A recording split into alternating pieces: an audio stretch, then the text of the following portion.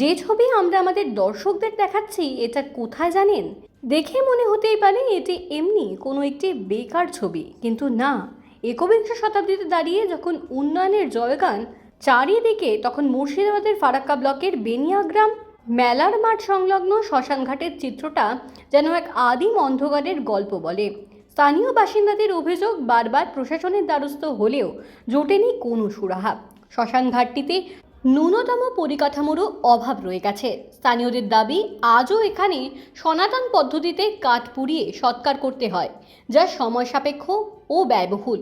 শ্মশানে কোনো পাকা ছাউনি না থাকায় ঝড় বৃষ্টির সময় মৃতদেহ নিয়ে আসা পরিজনেরা চরম বিপাকে পড়েন।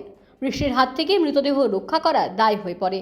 পর্যাপ্ত আলোর ব্যবস্থা না থাকায় অন্ধকার নামলেই শ্মশান চত্বর ভুতুড়ে রূপ নেয়।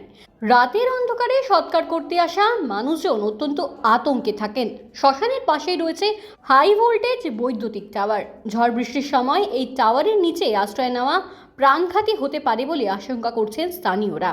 সম্প্রতি এক শোকাতুর পরিবেশে স্থানীয় বাসিন্দা ও মৃত ব্যক্তির পরিজনেরা ক্ষোভ প্রকাশ করে বলেন, আমরা ভারতবর্ষের মতো গণতান্ত্রিক দেশে থাকি, সরকারকে ট্যাক্স দিই, অথচ আমাদের শেষ যাত্রার জায়গাটাও কেন সুরক্ষিত হবে না? কেন একটা টিনের ছাউনি বা আলোর ব্যবস্থা থাকবে না?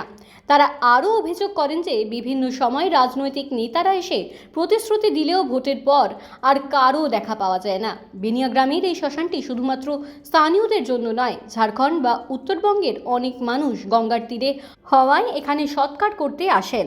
এত গুরুত্বপূর্ণ একটি স্থানের এই বেহাল দশা প্রশাসনের নজর এড়িয়ে যাওয়া নিয়ে প্রশ্ন তুলছেন সচেতন নাগরিক সমাজ। অবিলম্বে একটি ইলেকট্রিক চুল্লি ও শ্মশান চত্বরের সংস্কারের দাবি জানিয়েছেন এলাকার মানুষ। এখন দেখার, এই প্রতিবেদন প্রকাশের পর ঘুম ভাঙে কিনা প্রশাসনে, নাকি উন্নয়নের আলো থেকে দূরে এই শ্মশানঘাট অন্ধকারেই পড়ে থাকবে।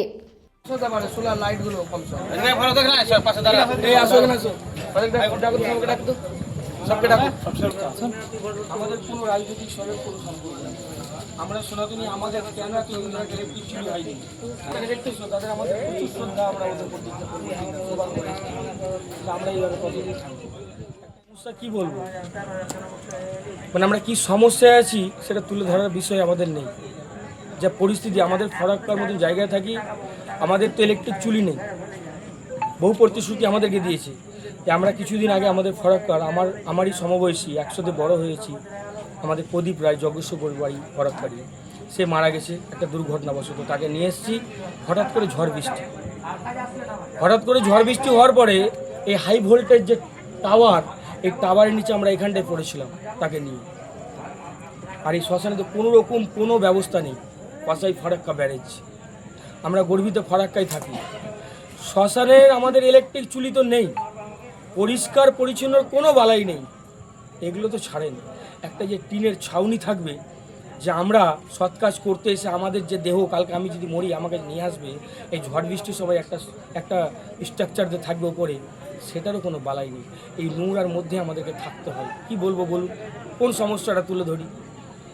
আমি ক্ষমা চাইবো, এখানে রাজনৈতিক নয়, আমি মানুষ হয়ে বলবো, আমরা ভারতবর্ষের মতন দেশে থাকি, গণতন্ত্র দেশে থাকি, কে কি নিয়ে রাজনৈতিক করছে জানি না, কিন্তু তারা তো প্রতিনিধি। হ্যাঁ, আমাদের দুর্ভাগ্য যে আমাদের গণতন্ত্রের দেশে আমরা জানি একটা মাথা বাঁচবো, যেই মাথা আমাদের কাজ করবে আমাদের ট্যাক্সের টাকা নিয়ে।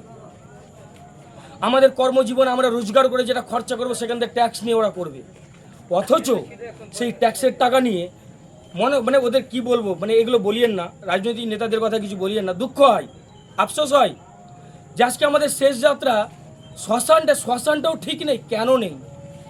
আজ আমরা দেখেছি কয়েক দশক ধরে দেশ স্বাধীন হওয়ার পরে বিভিন্ন ধরনের ফারাক্কাতে বিভিন্ন নেতা এসছে, সিপিএমের এসছে, কংগ্রেসের এসছে, টিএমসির থেকেছে, রাজ্যের সরকার বহুবার চেঞ্জ হয়েছে, এমনকি কেন্দ্রে বিজেপি সরকার আছে। এইটা হচ্ছে বিজেপি সরকারের আন্ডারে, সেন্ট্রালের আন্ডারে, ব্যারিজের পার্শ্বে।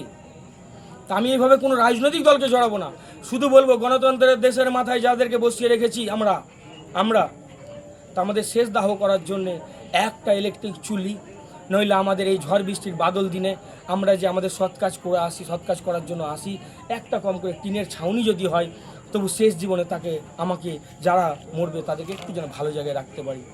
কিছুক্ষণ আগে ভয় লাগছিল, আমরা এলাম, বৃষ্টি, ভরপুর বৃষ্টি, বিদ্যুৎ চমকাচ্ছে, সেই সময় তো আর দাহ করা যাবে না। কোনো রকম তো এখানে পরিকাঠামো নেই। কী করলাম, নিয়ে এসো, কোথায় রাখবো? কোনো রকম টিনের ছাউনি নেই। কোথায় ছিলাম জানেন? এই হাই ভোল্টেজ টাওয়ারের নিচে। যে কোনো সময় একটা দুর্ঘটনা ঘটতে পারে। আমাদের নিজের যে ভাই, মরতে তো সবাইকেই হবে, তাকে আজকে ছেড়ে চলে যেতে হলো দুর্ঘটনাবশত। আর যদি কোনো অ্যাক্সিডেন্ট হতো তাহলে তো আমরা সবাই একসাথেই চলে যেতাম। এটা থাকার জায়গা? কি বলার কোনো ভাষা নেই। আমি শুধু বলবো সবাই মিলে একটু আমাদের একটা শ্মশানের ইলেকট্রিক চুলি, আর যদি না হয় আপাতত তাহলে একটা কম করে একটা টিনের স্ট্রাকচার। একজনকে আমি বললাম কথাগুলো, সে বললো নাকি এখন ইলেকশন কমিশনের একটা গাইডলাইন আছে। তা আমি ইলেকশন কমিশনারকে অনুরোধ করব, গাইডলাইন তো অনেক আছে আমাদের ভারতবর্ষে, তারপরে বহু কিছু হচ্ছে। আমি অনুরোধ করব একটু, যদি কাল হয় তো কাল, আজ হয়তো আজ, এখন হয়তো এখন একটা আমাদের কম করে ছাউনি করে দিন, তারপরে ইলেকট্রিক চুলি করবেন। আজ এখন প্রদীপ ভাই মরল, নিয়ে এলাম এই অবস্থা, কিছুক্ষণ পরে যে আমি মারা যাই আমাকে এইভাবেই যেতে হবে, সকলকে যেতে হবে। কি বলো? তাহলে এটা আমাদের কোনো কিছু নাই। ফরাক্কার তরফ থেকে মানুষ হয়ে বলি আমরা সনাতনী, আমাদের শেষ যাত্রা গঙ্গায়, আমাদের সৌভাগ্য ফরাক্কায় গঙ্গা আছে, আমাদের অস্তিত্ব শেষ, আমরা গঙ্গায় বিসর্জন দেব। আমরা সরাসরি নিয়ে এসে গঙ্গায় সৎ কাজ করি। এই জায়গাটাই, এই ফরাক্কা মেলার মাঠ বলে একটা পরিচিতি নিত্যানন্দ আশ্রমের পরিচালনায় থাকে। অনেকজন বলছে কে টাকা নেয় না নেয়, আমি যাচ্ছি না। এখানে সৎ কাজ করার জন্য বহু ঝাড়খণ্ড থেকে, বিভিন্ন রাজ্য থেকে, এমনকি উত্তরবঙ্গের বহু মানুষ এখানটায় আসে সৎ কাজ করার জন্য। যদি সৎ কাজ না করতে পারে তো গঙ্গার একটু জল নেওয়ার জন্য আসে, অস্থি বিসর্জন করতে আসে। তাদের জন্য মনে হয় না কোনো ব্যবস্থা আছে। এই কদিন আগে আমার সাথে রাত্রে দুটো দেখা হয়েছিল, বাবা ছিল আর মেয়ে ছিল, অন্ধকারে আসতে পারছিল না, আমাকে জিজ্ঞেস করলো। আমি স্কুটির মোটরসাইকেল লাইট দিতে দিতে এলাম, তখন জলটাও পড়েছিল। আফসোস হচ্ছিল, দুঃখ হচ্ছিল যে আমরা আজকে এই জায়গায় দাঁড়িয়ে এখানে গণতন্ত্র দেশের রাজনীতির নেতারা রাজনীতি করবে, করুক, আমরা ভোট দেব, আমরা মানুষ বাঁচবো। হয়তো ভুল হচ্ছে আমাদের বাছা, সময় আসবে, আমাদের মানসিকতা মানবিকতা জাগবে, আমরা ঠিকঠাক ভোট দিয়ে আমাদের মাথা বাঁচবো। কিন্তু আজ তাদেরকে বলবো, যারা আমাদের মাথা, একটু আমাদেরকে দয়া করুন। এই ভারত মায়ের পবিত্র ভূমিতে থেকে আমরা অনুরোধ করছি, দয়া করুন আমাদেরকে, আমাদের জন্য একটা ইলেকট্রিক চুলি করে দিন, একটা টিনের ছাউনি করে দিন, একটা লাইট লাগিয়ে দিন। কিছু বলার নেই, ভাষা নেই আমাদের।